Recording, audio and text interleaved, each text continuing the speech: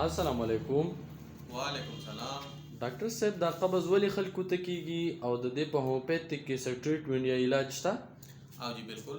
قبض اصل کې دې ته وایي که نه چې کله د ډکو میتیازو کولمه هغه خپل مومنټ صحیح طریقې سره نه کوي او ډکې میتیازې سختې شي، لکه ډېرې ایسارې شي د وجې نه هغه سختې شي او هغه بیا په سختۍ سره کېږي، نو دې ته قبض وایي.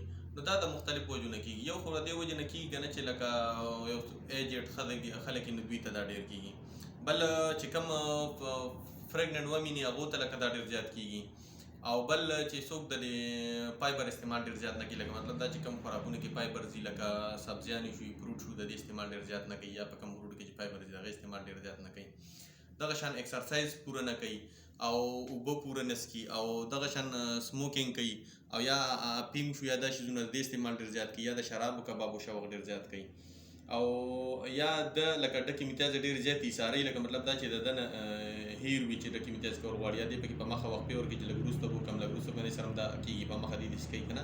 یا ځینې بیماریان داسې دي چې دې د باتروم نه یېرېږي، دوی چې ورشم ما ته به سختوالي وي، دغې دې میتیازې ایسارۍ، نو دې سره د دې د وجې نه دا کېږي. جنرل علاج د دې دا دی که نه چې لکه دې د سبزیانو استعمال ډېر کوي، او د چاولې غوښې شوې، میان شو، چرګان شو، د دې استعمال کم کړي لږ، او دالونه الوګان شو، د دې استعمال کم کړي، او د سبزی استعمال زیات کړي، یا کو چاول یا د ځینو استعمال چې هغې سره فایبرز په ډېر مقدار سره استعمالوي که نه. نو او بل سموکینګ نه ځان وساتي، د شراب کبابو نه ځان وساتي، او ایکسرسایز خپل پوره کوي، او دغه شان اوبه پوره څښي او ایکسرسایز ورسره کوي، نو انشاءالله دا د دې جرم نه دې سره به دې ټیک ټاک وي.